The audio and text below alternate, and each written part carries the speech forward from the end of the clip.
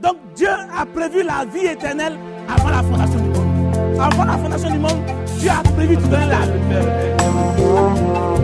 Le Fils n'est pas de Dieu. Reconnais-le. Mon Dieu, toi le roi, je veux vivre ta grandeur, Seigneur de l'univers, je t'exprie.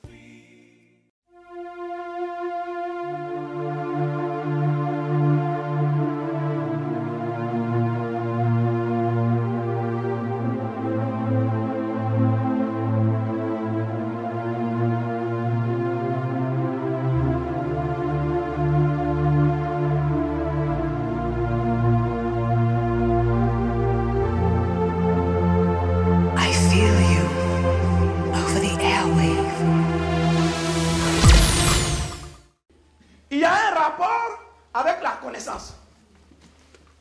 Il y a un autre rapport de guérison, mais qui se fait avec la connaissance. 1 Timothée 6. Donc je vous ai montré qu'il y a un principe de don. Parce que vous pouvez avoir quelqu'un qui a le don, mais qui n'a pas la connaissance. Vous pouvez avoir quelqu'un qui sait seulement qu'il est infidèle et qui vient, qui impose la mort aux malades et les malades sont guéris. Mais quand quelqu'un a le don et a la connaissance, il devient plus dangereux que vous pouvez imaginer. Et je vais expliquer maintenant le côté de la connaissance. Alors, 1 Timothée 6, verset 20.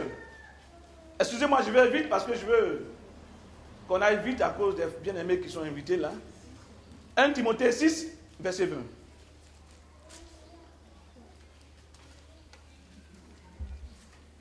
« 1 Timothée 6, verset 20. Alors, il dit dans 1 Timothée 6, verset 20, il dit, « Oh Timothée, garde le dépôt en évitant les discours vains et profanes et les disputes de la fausse science. » Alors, il parle ici des disputes de la science. Le mot science ici, dans d'autres versions, c'est une connaissance. Et le mot connaissance ici veut dire gnosis. C'est une connaissance intellectuelle. C'est une connaissance que peut avoir un médecin, que peut avoir un ingénieur. Cette connaissance-là est donnée par Dieu. Ne croyez pas que la science n'est pas donnée par Dieu. Ne croyez pas que le médecin n'est pas quelqu'un qui est donné par Dieu. C'est faux, hein? Il est donné et suscité par Dieu. Mais la connaissance qu'il a est une connaissance qu'il utilise grâce à son intellect. Il faut qu'on se comprenne. C'est-à-dire que c'est son intelligence qui lui permet de pouvoir fonctionner. Donc il est cartésien, il mesure. Il dit, bon, si j'ai fait ça, j'ai fait tel test, ça fait ça. J'ai fait tel autre, ça fait ça. Donc par conséquent, je dois faire ça. Vous avez vu? Alors, c'est l'intellect. Ça veut dire quoi? Quelqu'un peut aller à l'école, étudier très bien et avoir cette intelligence-là. Mais un enfant de Dieu aussi, c'est ce que je vous fais remarquer, peut aller dans une école de médecine, prier Dieu pour avoir le gnosis là aussi. Car quand la Bible dit que à chacun d'autre il a donné le don de connaissance, la connaissance de la parole, le don de la connaissance, le don de la connaissance est gnosis. Il ne parle pas de la connaissance surnaturelle dont on veut parler. Il parle de la connaissance intellectuelle. Ça veut dire que la connaissance intellectuelle est donnée par Dieu et chacun d'entre nous peut demander cela à Dieu et être excellent et extraordinaire en classe. Il dit, si ma parole demeure en toi, et si ma manière de faire demeure en toi, il dit, dis, demande, parle, exige ce que tu veux, cela te sera accordé. Il dit quoi?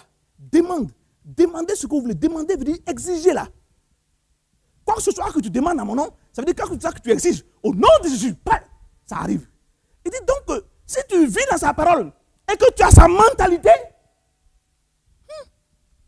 toutes les choses que tu exiges apparaissent. Ah bon?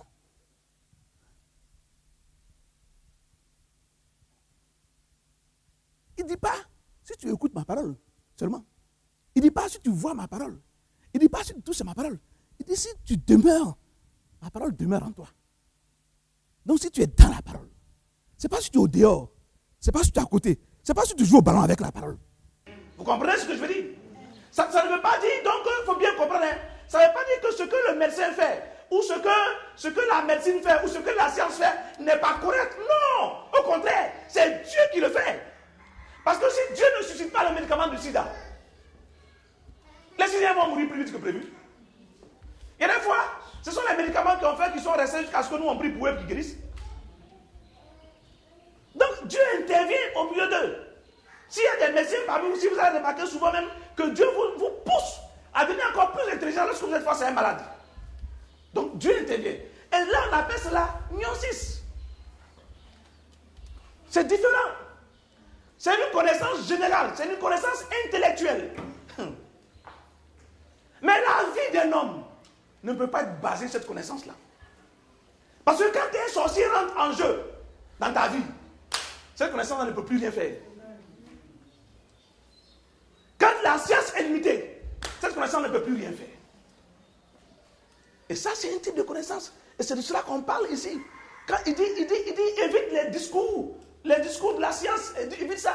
Pourquoi? Parce que l'apôtre Paul est un homme du surnaturel. Donc il veut être plus fort. Donc il dit, évite les petits discours là. Vous avez vu? Allons voir autre chose. Allons voir Ephésiens 3, verset 14. Ephésiens 3, verset 14. Alors, dans Ephésiens 3, verset 14, il dit la chose suivante. À cause de cela, je fléchis les genoux devant le Père, de qui toute famille dans les cieux et sur la terre dit son nom, afin qu'il vous donne selon la richesse de sa gloire, d'être puissamment fortifié par son esprit dans l'homme intérieur. En sorte que Christ habite dans vos cœurs par la foi, étant enraciné et fondé dans l'amour. Vous avez vu? Maintenant il dit étant enraciné et fondé dans l'amour. On n'a pas le temps de bien expliquer, mais c'est important de comprendre étant enraciné et fondé de l'amour. L'amour n'est pas le sentiment que vous avez, j'aime mon frère, ou j'aime ma soeur, ou j'aime mon mari, ou j'aime... C'est pas ça l'amour. L'amour, c'est faire converger les choses vers Dieu. L'amour de Dieu n'a rien à voir avec l'amour humain. Quelqu'un peut paraître ne pas t'aimer alors qu'il t'aime. Quand Jésus-Christ dit à l'homme, race de vipère, il manifeste son amour. L'amour consiste à te donner, à te mettre sur le chemin de la vie éternelle. Regardez, dans un désert quoi. Celui qui aime, c'est celui qui ne cache pas la source d'eau à son voisin. Donc il fait en sorte que son voisin puisse avoir de quoi boire et ne pas mourir. Donc l'amour, c'est la chose qui t'empêche de mourir. Tu comprends? Dieu a tant aimé le monde qu'il a envoyé son Fils unique afin qu'il croit en lui ne périsse pas. Donc l'amour, c'est la connaissance que tu vas avoir qui va faire que tu ne mourras pas, que le diable ne t'aura pas. C'est ça l'amour. Mais en t'enseignant cette connaissance-là, ça peut te choquer, ça peut t'embêter. Mais c'est ça l'amour. Ok? Alors, il dit maintenant au verset qui suit, il dit que vous puissiez comprendre avec tous les saints quelle est la largeur, la longueur et la profondeur et la hauteur. Et connaître. Vous avez vu? Là encore, il va parler d'un autre type de connaissance. Et connaître l'amour de Christ qui surpasse toute connaissance. Alors, de quoi il s'agit? Le premier connaître est ginosko. Le mot connaître, le premier connaître au verset 19 est ginosko. Alors, le ginosko veut dire avoir la connaissance par révélation. Vous avez vu? Ginosko, c'est avoir la connaissance. Je suis là, et puis je suis convaincu que je suis né de nouveau. C'est comme la science. Je suis là, et puis je crois que Jésus-Christ est né d'une vierge. Je suis là, je touche le frère, et puis je découvre qu'il y a quelque chose dans sa vie qui ne va pas. Voyez-vous? Je sais. Comment? Par révélation. Comme ça. Ça s'appelle ginosko. C'est une connaissance. La Bible dit quoi? Écoutez bien ce que la Bible dit. La Bible dit, et connaître l'amour de Christ. Donc avoir ginosko l'amour de Christ. Donc avoir la connaissance de l'amour de Christ, mais par révélation. Ceux qui étaient là pendant que j'enseignais l'amour de Christ, vous avez compris, ça vous a changé quand vous avez entendu cet enseignement. Pourquoi? Parce qu'il faut enseigner l'amour de Christ par révélation. Donc il dit connaître l'amour de Christ. Donc avoir la révélation de l'amour de Christ qui surpasse toute connaissance. Le deuxième connaissance, c'est gnosis.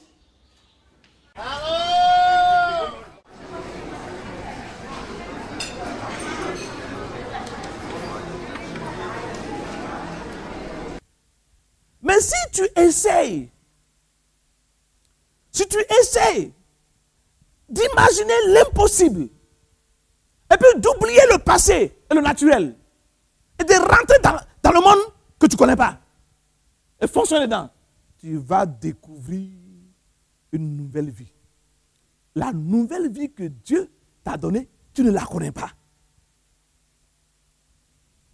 Il dit, je les ai fait souffrir pendant 40 ans dans le désert pour leur montrer que l'homme ne se nourrit pas de pain seulement.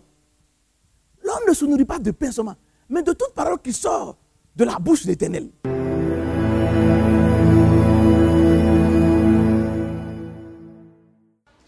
Donc il est en train de dire que Ginosko surpasse tout gnosis. Il est en train de dire quoi? La connaissance par révélation dépasse la connaissance scientifique.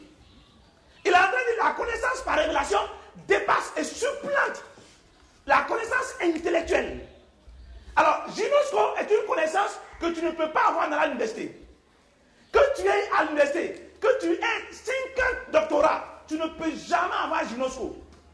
Si quelqu'un par sa connaissance intellectuelle pouvait avoir Ginosko, ils auraient tous été des chrétiens en étant très intelligents à l'école. L'intelligence scolaire aura amené les gens à connaître Dieu. Les gens ne peuvent pas connaître Dieu. Ginosko est la révélation qui te fait accepter Dieu. C'est la connaissance qui te fait comprendre des choses. Très souvent, il y a des femmes qui sont là qui disent à leur mari, non, laisse-moi prier pour toi. Et leur mari dit, oh, toi tu crois que c'est la prière qui peut faire ça? Pourquoi leur mari dit cela? Parce que leurs maris n'ont pas Ginosko. Ils ont gnosis. Ils ont été à l'école. Ils sont trop intelligents. Et leur femme a la révélation à force de prier. Et puis elle découvre qu'il y a quelque chose de mystérieux qu'il faut régler. Mais lui, il ne comprend pas. Pour qu'il puisse comprendre ça, il faut que le Saint-Esprit le lui donne. Ginosko est donné rien que par le Saint-Esprit. Et Ginosko est au-dessus de toute science. Tu peux être météorologue, je ne sais pas comment on appelle ça là, en météorologie. Tu peux avoir la connaissance que tu veux avoir. Mais un enfant de Dieu qui a Ginosko, quand il est à côté de toi, il trouve des choses, tu te dis, mais comment tu as pu savoir ça? Tu ne peux pas comprendre comment. Le gars, il te touche et puis il dit, tiens, je vois quelque chose en toi quelque part, laisse-moi détruire cela. Voyez-vous? Ainsi donc, quand nous arrivons à ce niveau-là, nous comprenons maintenant la guérison divine. Quelqu'un vient te trouver. Le médecin va passer par quoi? Par gnosis. Toi, tu touches la personne, Ginosko. Tu vois quelque chose. Tu fais, go! Ce que tu as vu n'est pas visible au travers d'un, je sais pas quoi, d'un appareil. Vous avez vu? Ce n'est pas visible au travers d'un appareil. Un appareil ne peut pas palper cela et reconnaître cela. Donc tu as une autre révélation qui te fait arriver, qui te fait réussir ce que tu as réussi. Tu comprends, tu sais comment faire pour réussir ces choses-là. Parce que tu as Ginosko. Vous avez vu? La Bible dit, vous connaîtrez la vérité. Et la vérité vous affranchira. C'est vous aurez la connaissance de la vérité. Et là, c'est un autre mot qui est utilisé, je ne vais pas vous le dire pour le moment, quand il dit connaître ici. Et puis, vous pourrez donc, vous serez libre. Il dit quoi? Il dit, mon peuple périt parce qu'il lui manque la connaissance. Vous avez vu? Donc, le peuple de Dieu, qui fonctionne avec la connaissance scientifique, périt. Mais si le peuple de Dieu, en question, a les autres types de connaissances, alors, il a la révélation des choses. Et ça ne peut pas l'attraper. Le mal ne peut l'atteindre. La mort ne peut avoir effet sur lui. Il sait comment faire. Parce qu'il a les connaissances que Dieu a. Il voit ce que les hommes habituels ne voient pas. Il voit le monde invisible comme les gens habituels voient le monde visible. Il est capable de faire bouger les choses dans le monde invisible comme les gens habituels font bouger un pot ou une table dans le monde visible. Donc il a une autre connaissance qui le fait fonctionner dans une autre dimension. Ainsi donc, il est capable de régler des choses que les autres hommes ne peuvent pas régler. Cette connaissance donc surpasse gnosis, la connaissance scientifique. Allons voir autre chose encore. Allons voir 1 Corinthiens 12. 1 Corinthiens 2 plutôt. Verset 13. Excusez-moi d'aller vite comme ça, mais... 1 Corinthiens 2, verset 13. Merci beaucoup, pasteur.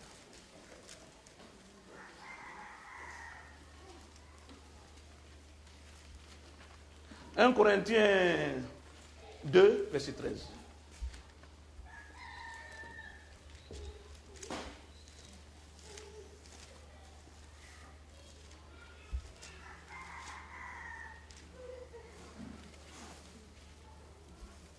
Alors, dans 1 Corinthiens 2, verset 13, écoutons ce qui est dit. Il dit, et nous parlons, et nous en parlons, non avec des discours qu'enseigne la sagesse humaine. Vous avez vu? Vous avez vu? Dans 1 Corinthiens 2, verset 13, il dit, et nous en parlons, non avec des discours qu'enseigne la sagesse humaine. Vous avez vu? Vous avez vu? Donc ça veut dire, tu parles, mais pas selon la sagesse humaine. Donc pas selon la science. Mais avec ceux qu'enseigne l'esprit. Employant un langage spirituel pour les choses spirituelles. Verset 14. Mais l'homme naturel n'accepte pas les choses de l'Esprit de Dieu. L'homme naturel n'accepte pas et n'est pas capable d'accepter les choses de l'Esprit de Dieu. Car elles sont folies pour lui. Et il ne peut les connaître. Il ne peut les gynosco.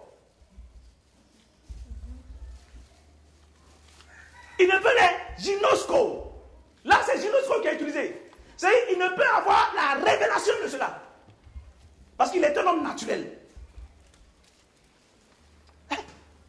Vous comprenez? Il ne peut avoir la révélation. Ses yeux ne peuvent pas s'ouvrir là-dessus. Il ne peut pas comprendre cela. Parce qu'il est un homme naturel. Il fonctionne selon la chair. Il ne peut pas saisir cela. Il dit, mais nous fonctionnons comme cela. Et nous parlons des paroles de ce genre-là. Nous appliquons des paroles à ces situations-là. Mais l'homme naturel, lui, n'a pas accès à cela. Parce qu'il ne peut gynosco cela. Il ne peut avoir la révélation de cela. Il ne peut comprendre cela. Il regarde, il voit, il constate que le gars est mort. Et puis il est là. Oh Seigneur, s'il te plaît, pitié, il est mort, mon frère, comment faire pour enlever les bords? Et puis il pleure, c'est tout ce qu'il peut faire, c'est pleurer. Mais l'autre qui a la révélation, à gynosco. Et parce qu'il a gynosco, il saura quoi faire pour relever la personne. Pendant que l'autre ne peut pas relever la personne. Et l'autre pleure. Voilà la réalité divine. Voilà la réalité. Celui qui est en Christ est une nouvelle créature. La Bible dit, les choses anciennes sont passées. La manière de fonctionner avant est passée. Et Dieu te donne une nouvelle dimension de fonctionnement. Voyez-vous? Il dit donc, il ne peut pas gynosco. Parce que c'est spirituellement qu'on en juge. Voyez-vous? C'est spirituellement qu'on en juge. Alors, remontons un peu, regardons le verset 7. Dans le même 1 Corinthiens 2. Le verset 7. Dans le verset 7, il dit, nous prêchons la sagesse de Dieu. Savez-vous que dans d'autres versions, même la version que vous avez peut-être devant vous, il dit, nous parlons la sagesse de Dieu. Des gens parlent sagesse de Dieu. Il dit, oui, nous parlons sagesse de Dieu. Vous avez vu? Il dit, mystérieuse et cachée. Il dit, ce que nous parlons, cette sagesse-là, il dit, elle est mystérieuse et cachée. Il continue en disant quoi? Que Dieu avait, avant les siècles, avait prédestiné pour notre gloire. Donc ça veut dire que cette sagesse-là, quoi, elle est cachée, mais Dieu l'a prédestinée pour que la gloire de Dieu se manifeste parmi vous. Ça veut dire que tu pries pour quelqu'un, quelque chose arrive et tu dis, wouh, gloire à Dieu. C'est ce que c'est. Donc c'est à toi de savoir et d'aller prendre cela. C'est à toi de comprendre et d'aller chercher cela. Si tu ne comprends pas pour aller chercher cela, tu seras fade comme chrétien. Et tu deviens triste comme chrétien. La qualité d'un enfant de Dieu se démontre par le pouvoir de la résurrection.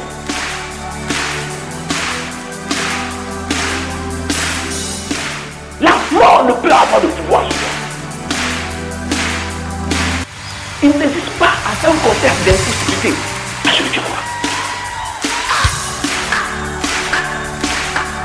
Le pouvoir de la résurrection, c'est le pouvoir qui t'enlève de la mort et qui t'amène à la vie. Ainsi donc, quand on pense que toi tu es fils de Dieu, on montre donc que la mort ne peut pas avoir effet sur toi. Pourquoi? Parce que Dieu pousse son amour envers toi en te ressuscitant contre les morts, en te ressuscitant de la maladie. Les gens qui gouvernent habituellement peuvent rien faire sans nous. Ils peuvent rien faire sans nous. Jésus-Christ est Dieu, accepte cela et tu vivras. Ils ont l'apparence de la piété, mais réunis ceux qui ont fait la force. Éloigne-toi de ces hommes-là. Tout chrétien a reçu le pouvoir de marcher sur les serpents et les scorpions et sur toute la puissance de l'ennemi. Rien ne pourra le nuire. Christ Connection, le chrétien qui gagne. Pouvoir de la résurrection.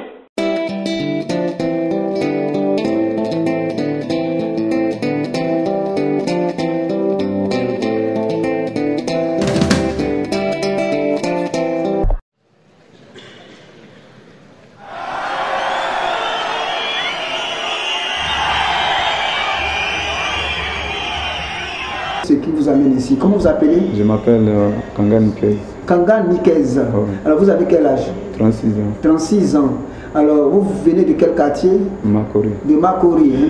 Je devais me marier en 2008. Là. Vous devez vous marier en 2008. Voilà. Donc je suis allé faire... L'année passée quoi? Voilà. Il faut parler un peu plus fort. L'année passée, oui. Donc je suis allé faire le test.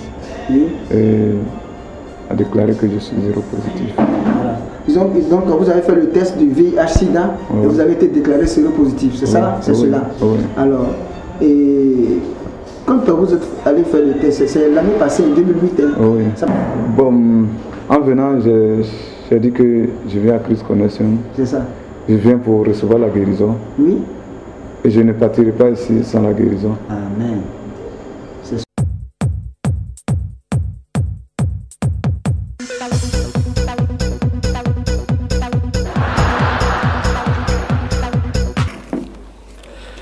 Jesus mighty name. Jesus mighty name. Jesus mighty name.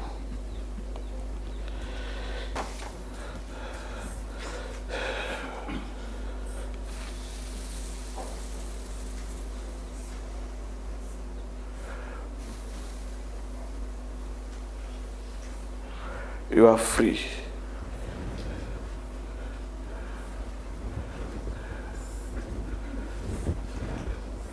You are free.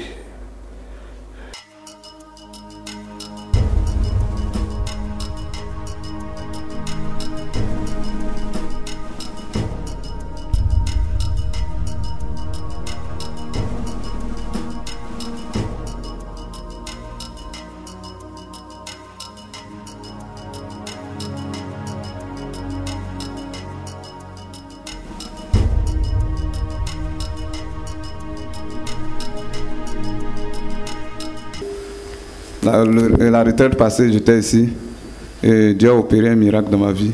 C'est pourquoi je vais lui rendre toute la gloire. J'aimerais qu'ensemble on acclame réellement le Seigneur.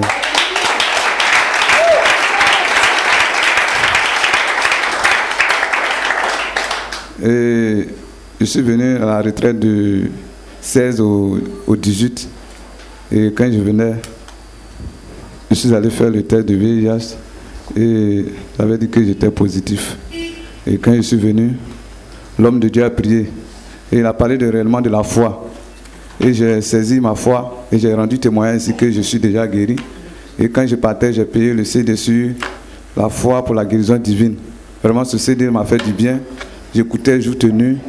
Et je suis allé faire le test le vendredi. Je suivais. Et quand je suis la nuit de jeudi au vendredi, je suis allé faire le jeudi. Et je devais prendre le résultat le vendredi. Et lorsque je suis parti me coucher dans la nuit du jeudi au vendredi, le Seigneur m'a révélé, c'était comme j'étais là où j'ai fait le test. Et il m'a montré tous les papiers, c'était négatif, négatif, négatif. Et le vendredi, je suis allé à midi, quand je suis arrivé, j'ai tendu le papier au médecin. Il m'a dit que c'est négatif, vous revenez dans 3 mois.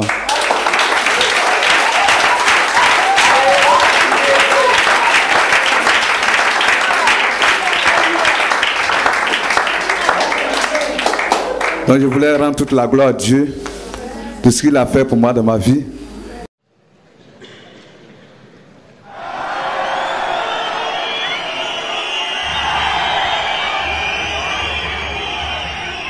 Je m'appelle Kanga Nikez. Oui. Je viens de Makore. J'ai 36 ans. Amen. Et j'étais là, la retraite passée, du 16 au 18. Oui. Et quand je venais, je suis allé faire le test. J'étais déclaré 0 positif. Mais cela. quand je suis venu, au cours de ces 3 jours de retraite, Oui.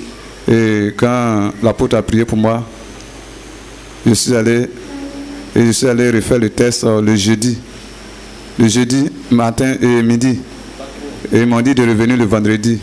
Donc dans la nuit du jeudi au vendredi, je dormais et le Seigneur m'a révélé. C'était comme j'étais dans le coin dessus, au CHU, où j'ai fait le test. Et il m'a montré tous les papiers, c'était dessus. Négatif, négatif, négatif, négatif. On acclame le Seigneur. Dans le rêve, je me réjouissais, je courais, tout ça là. Donc le vendredi matin, j'ai travaillé jusqu'à vers midi, je suis allé et j'ai remis mon papier au médecin. C'est cela. Il m'a dit, vous êtes négatif.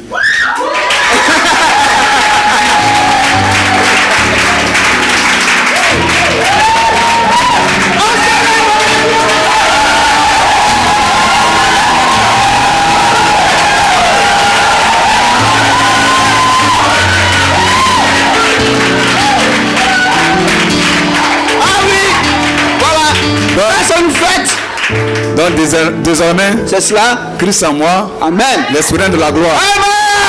Christ en moi. Amen. La puissance. Amen. Christ en moi. La domination. Christ en moi. L'autorité. Christ en moi. La délivrance. Christ en moi. La guérison. Christ en moi. La victoire. Christ en moi. L'onction. Christ en moi. L'épanouissement. Christ en moi. La richesse. Christ en moi. Le succès. Amen. Donc je vais chanter un cantique. Amen. Oui, rapidement, oui, on l'accompagne. Le cantique dit libéré, libéré, Christ m'a libéré. Libéré, Jésus m'a libéré du sida. Jésus m'a libéré. Libéré, Jésus m'a libéré du sida. Jésus m'a libéré. Affranchi, affranchi, Jésus m'a affranchi du sida. Jésus m'a affranchi. Guéri, Jésus m'a guéri de VIH-Sida. Jésus m'a guéri. Libéré, Jésus m'a libéré de la maladie. Jésus m'a libéré. Libéré, Jésus m'a libéré du péché. Jésus m'a libéré. Guéri, Jésus m'a guéri du VIH-Sida. Jésus m'a guéri. On acclame.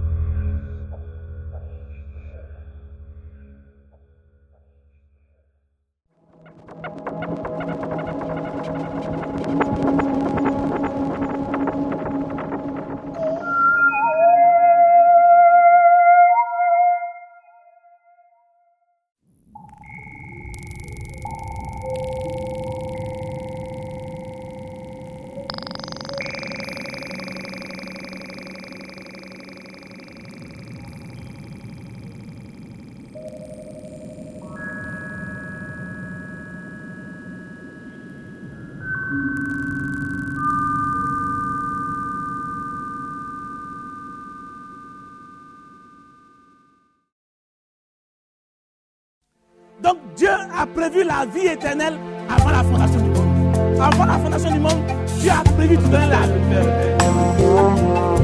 Ce fils n'est pas aimé. Reconnais-le. Mon Dieu, toi